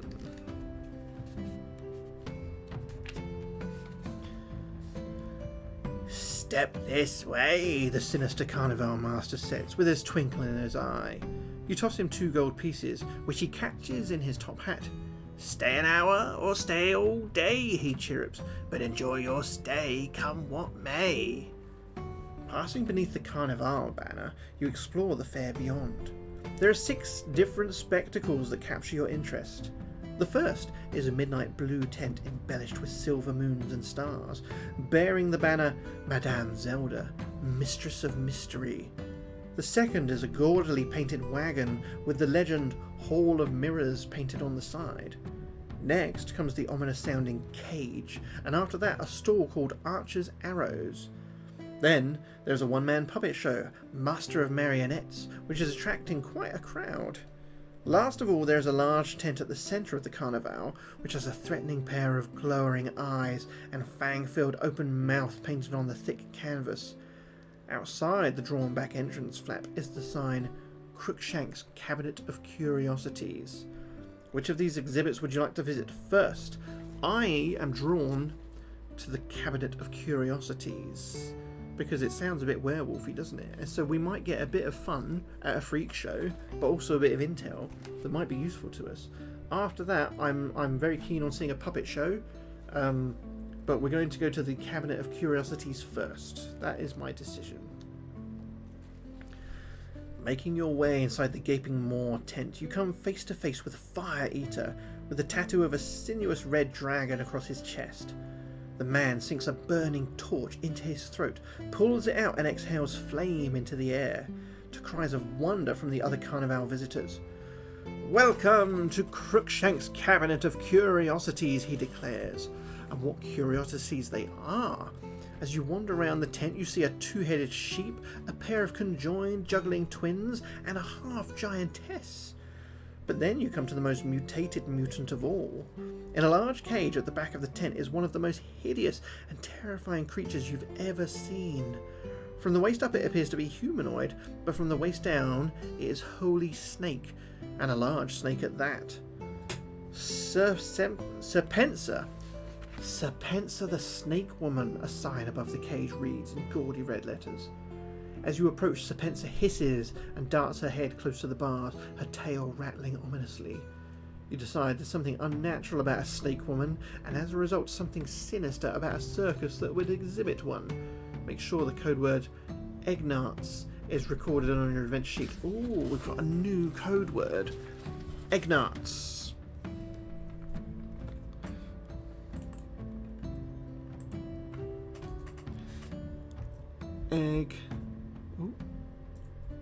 Egnarts. Okay, good. Egnarts. You've seen enough. It's time to leave the Cabinet of Curiosities. Turn to 167, and then hopefully we get the choice to go to the puppet show.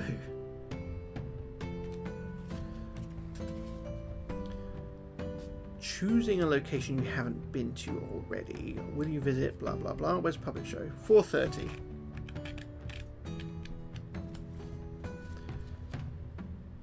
You while away a quarter of an hour watching the puppet master at work. On the small stage of his booth, a brave knight battles a despicable wizard, conquering his monstrous dragon to rescue a beautiful princess and free the kingdom from an evil enchantment. It's a traditional tale that's been told 1,000 times over, but you find this particular performance captivating, almost as if you were under a spell yourself. This is in part due to the lifelike qualities of the tiny marionettes and their naturalistic movements. You've been amazed by the puppet show, but you have also been slightly unnerved by it. Make sure that the code word Egnarts is written on it is. Then we leave. We'll go back to 167, so we can choose to go somewhere else. I'm sure there's a right place to go. Shall we see what our options are? Madame Zelda, Mistress of Mystery, the Hall of Mirrors, the Cage, or Archer's Arrows. Shall we go see Madame Zelda? Why not? Let's pay the lady a visit. Pulling aside the curtain hung across the entrance, you step into the tent of moon and stars. A fog of incense smoke assails you. Sitting behind a circular table draped with velvet blue cloth is a middle-aged woman, overly made up and wearing layer upon layer of coloured veils and shawls. On her head is a crimson turban held together by a sapphire pin. A crystal ball rests in carved ebony cradle in front of her. Welcome, stranger, Madame Zelda says. Her accent strong. Oh, hang on. Welcome, stranger! That's what she sounds like. Her accent strong. It's only because it said that, and possibly overdone for effect. Cross my palm with gold, and I will reveal to you all the future has in store. Do you want to pay for the privilege? Deduct gold from your adventure sheet. It doesn't say how much. How much does she want? Just 1 gold, maybe? Let's learn our future. I'm going to take 1 gold off our list. Takes us down to 5 gold. We didn't start with much. But there we are, 5 gold. I want this lady to read our future. Turn to 224. Let's get our palm read. Or whatever she's going to do. Read the cards.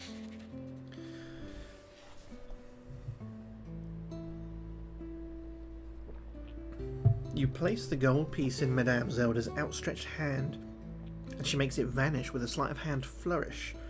She begins making exaggerated hand movements over the crystal ball, and you fancy you can see swirling clouds forming within its depths.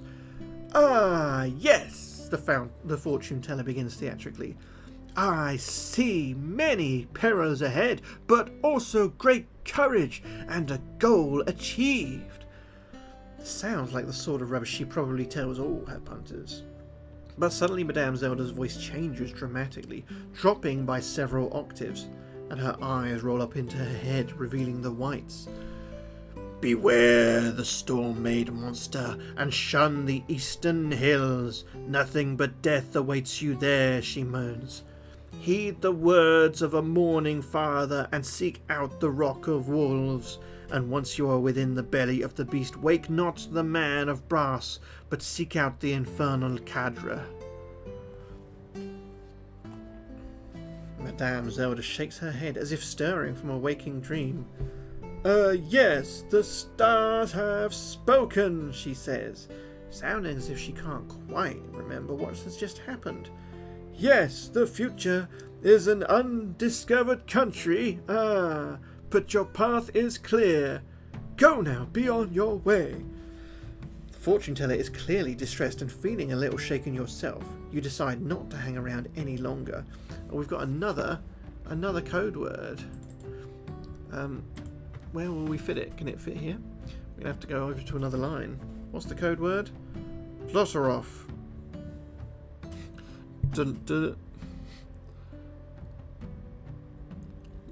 Delotteroff. There we go. Oh, okay, I guess tab doesn't work then. Space. There we go. Delotteroff.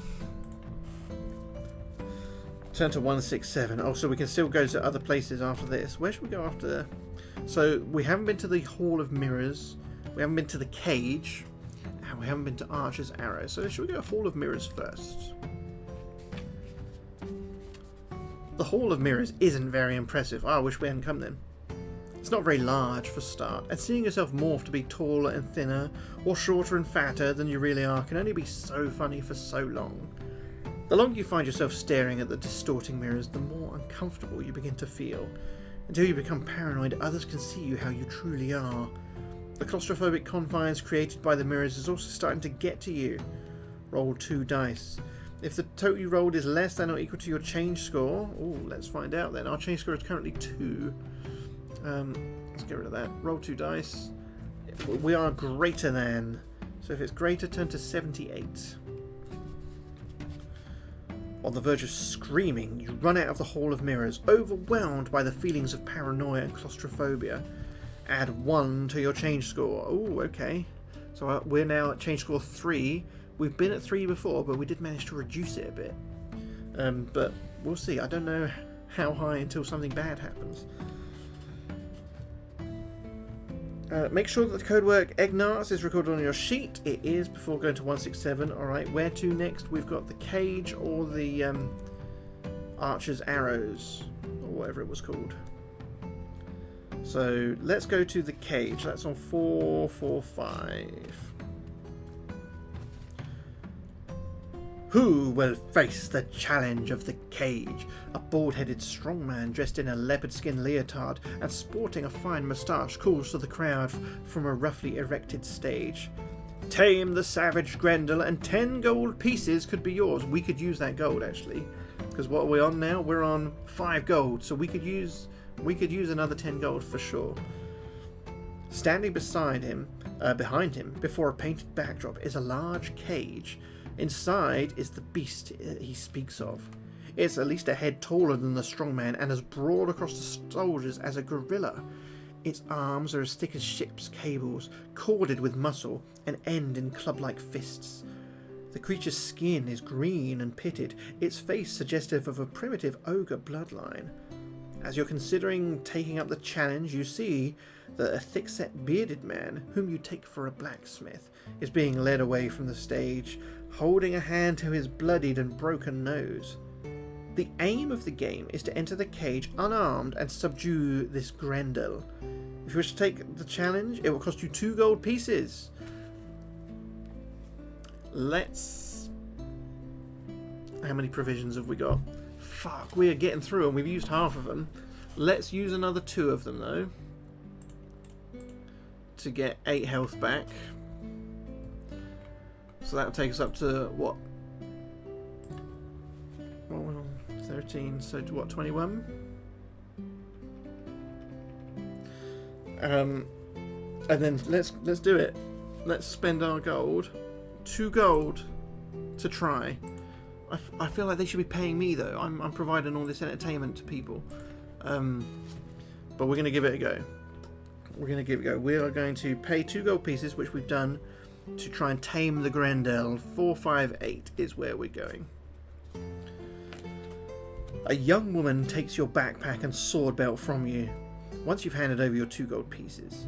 And then, taking a deep breath to steady your nerves, you enter the cage. The Grendel ogre goes for you immediately.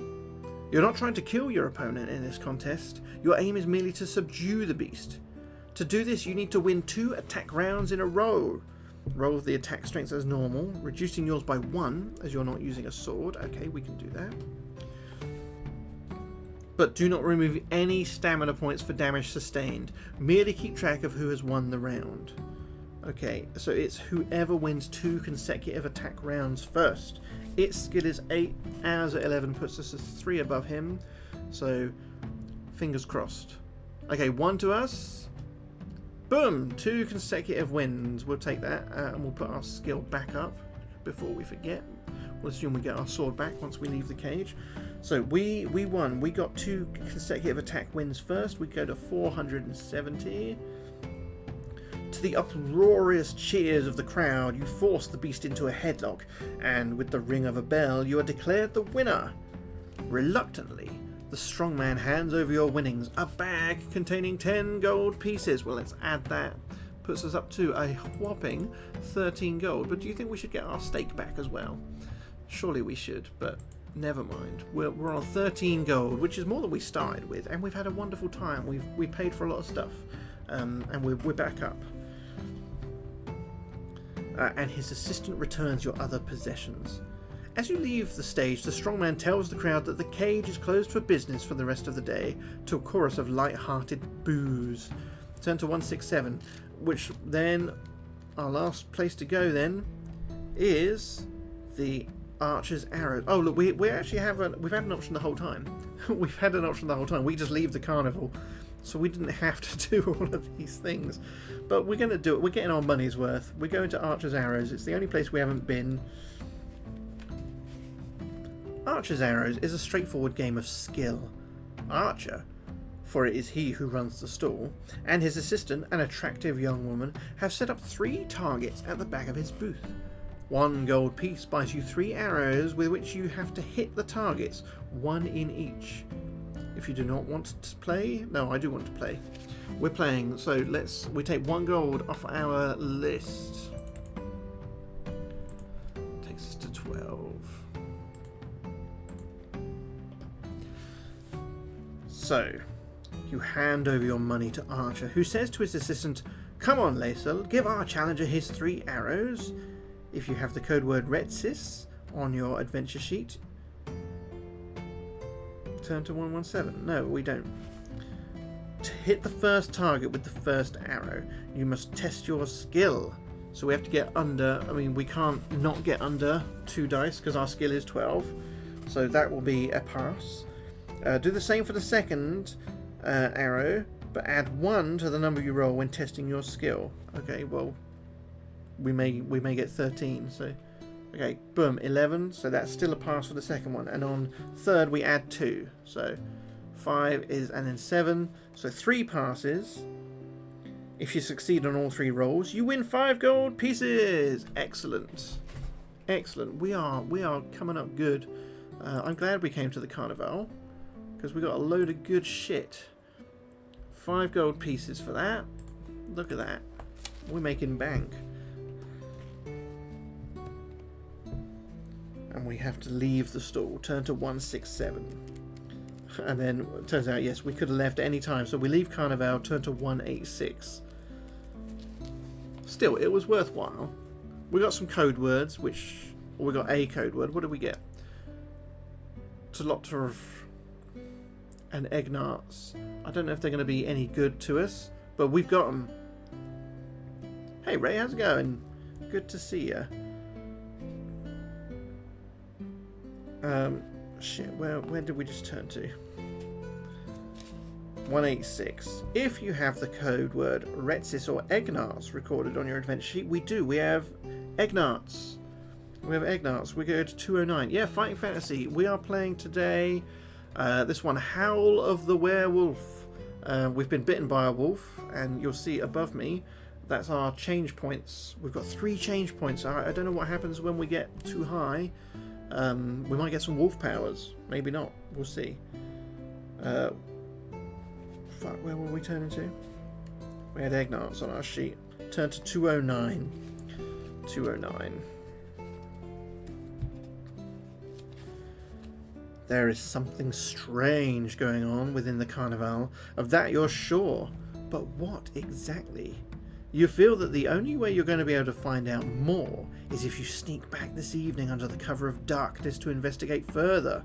If you want to do that, turn to 238. If not, turn to 90. No, of course I want to do that. Of course I'm going to do that. Oh, that sounds fantastic. Have you played before? Call of Cthulhu. Oh, exciting. Exciting. See, we play one every other week. It's your first time and you're the DM. I hope you really enjoy it. Just when we play, the rules are the barest of guidelines. We wing it and just have a laugh, and that's what it's all about. That's what it's all about. We are sneaking in to investigate under cover of darkness. You while away the rest of the day in the village of Balki itself. There's nothing particularly special about the place. It has a mill, tavern and forge, and its people spend their days tending the land or labouring in the forest of the southeast. A basic meal of meat and potatoes, along with a flagon of ale at the village tavern, will cost you 2 gold pieces and restore up to 4 stamina points. We're not going to do that, because we've already got 21 of our 23. Mind you, actually we do have... How much gold have we got? No, fuck it, I'm going to spend 2 gold, because then that will get us up to max health. So we'll say we're on 15 gold, and health up to max. Looking good, looking good. As dusk falls, you make your way back to the area of the Carnival. The circus is now closed to the public for another day, and most of the place is in darkness. You skirt the perimeter awning the circus people have set up until you're in a position where you can be sure no one can see what you're doing. Loosening a sheeted panel, you slip inside and make your way stealthily between the tents, stalls, and standing wagons. You're just trying to decide where to explore first when you hear a noise.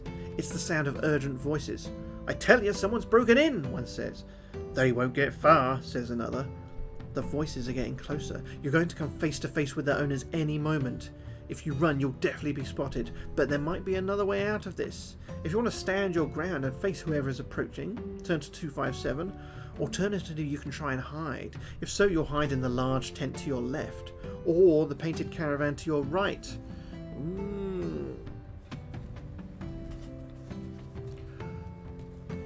Why do you think you'd struggle? I do find that I fall over my words sometimes, but then I just take a nice sip of tea, and then all is good. But I play them on easy mode. That's the only way to do them. So my stats are all maxed.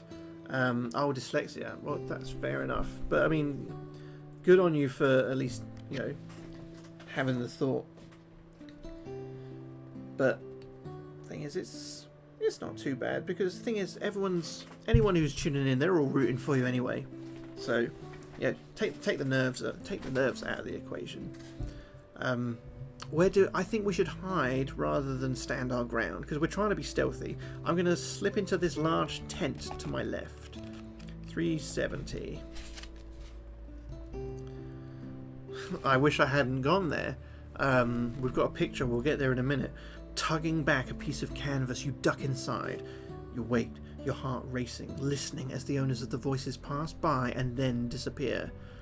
As they check another part of the camp. It's then you hear a dry, rapid rattle behind you and the scraping of scales on the floor.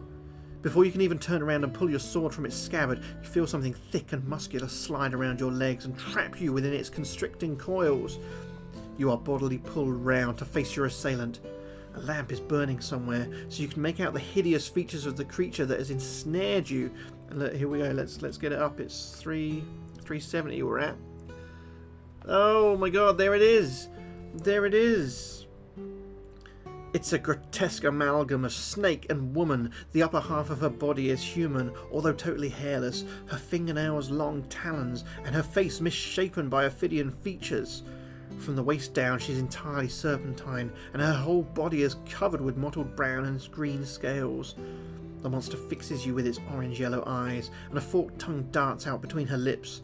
Her cry of disgust at your intrusion, a spitting hiss. The furious snake woman opens her mouth, her jaw stretching horribly wide and exposing long cobra's fangs. You gasp as the coils tighten about you with bone-crushing force. You're going to have to fight your way free, and fast. So this is Serpensa, the snake woman. She has skill 9, stamina 9. Before you can tackle your adversary in the usual way, you're going to have to free yourself from her crushing coils. Fight this battle with your attack strength reduced by 1 point until you manage to win 2 attack rounds. After that, you can consider that you've managed to free yourself and will no longer suffer this penalty. However, Serpensa has several different methods of attack, depending on which attack round it is. If you lose an attack round, check on the table below to discover what damage you suffer. Oh no. Oh no, that's not good, is it? Okay, so our skill is reduced by 1 until we get ourselves free. We need to win 2 attack rounds to get out. But it doesn't say it's 2 consecutive. So she's skill 9, stamina 9, so we need to get her 5 times to kill her, 2 times to get out. Oh no, we lose. Attack round 1, we lose 3 stamina points as her constricting coils tighten around us. Luckily, we'd taken that provisions, and we'd bought a meal while we were in town. Right, let's attack again. You win! Boom, that's 1 to us, and that's one hit of 5 we need on her. We're still not free though. Oh no, we lose! This was attack round 3. Cobra's kiss. Her fangs deliver a poisonous bite. Lose 4 stamina points and 1 skill point. Oh my god. Well, this is no good, is it? This is no good. You win! That's 2 attack rounds. We've won. We are now free. We get 1 of those skill points back. And now every attack she does onwards is tearing talons and is 2 stamina points. So we need to hit her, what, 3 more times? Oh god, good luck. Good luck to us. Well, that bad luck. Bad luck right there. We lost. We take the 2 hit. 1. We need what? 3 more? No, 2 more, sorry. 2. And 3. Fuck me. Defeated. If you manage to slay the snake woman, turn to 385. Serpensa, the snake woman, lies dead at your feet, her reptilian blood soaking into the packed earth of the floor. Regain 1 luck point for prevailing in such a challenging fight, and add the word relic to your adventure sheet. We can regain a luck point, which is nice. And we get a new code word, relic. It's killer backwards.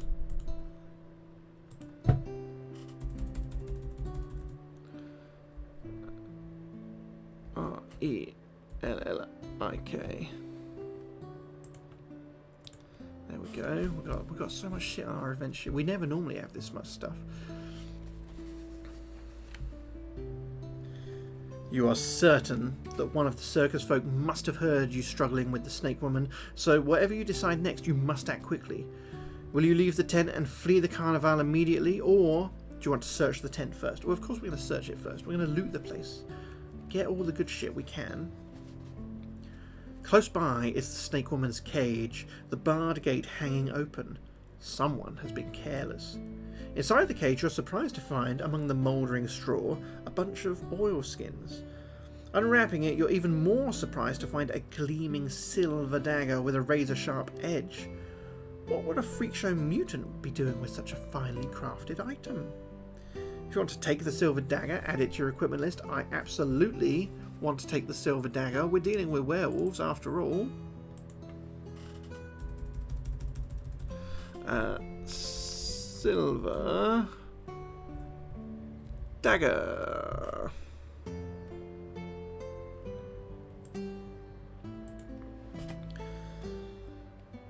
You may also use the dagger in combat if you wish, but because it's not as long as your sword, nor balanced in the same way, if you do so, you must fight with your attack strength reduced by 1 point. Okay, we'll remember that. However, injuries you cause any creature with the word were in its name will suffer increased damage, 3 stamina points rather than the usual 2, as the pure metal is inimical. Inimical, is that even a word? What the fuck does inimical? To their cursed kind. The silver dagger will also harm undead creatures, but in this case will only cause the usual 2 stamina points of damage. Does that mean that undead creatures would not be damaged by my normal sword then? Fuck.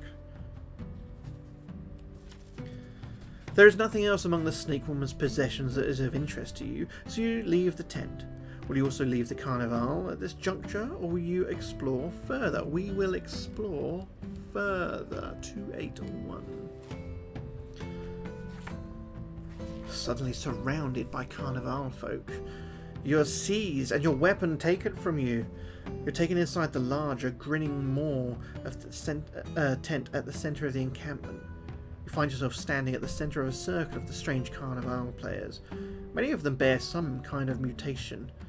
You see one man with gills in his neck like a fish, and a woman joined at the hip to her twin.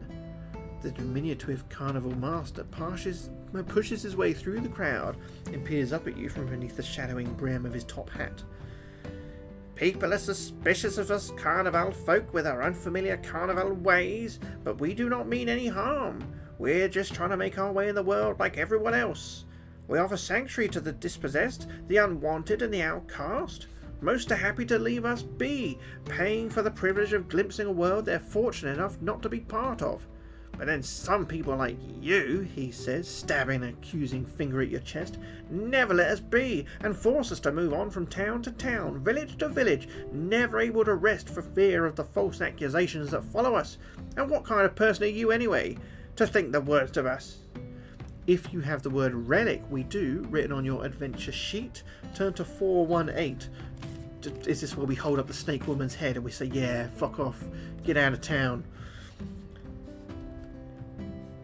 I'll tell you what you are, the diminutive carnival master spits, his voice dripping with venom. You're a killer! You murdered one of our own, and carnival justice demands retribution. You're dragged to another part of the tent where a rotating board that forms part of the knife thrower's act stands.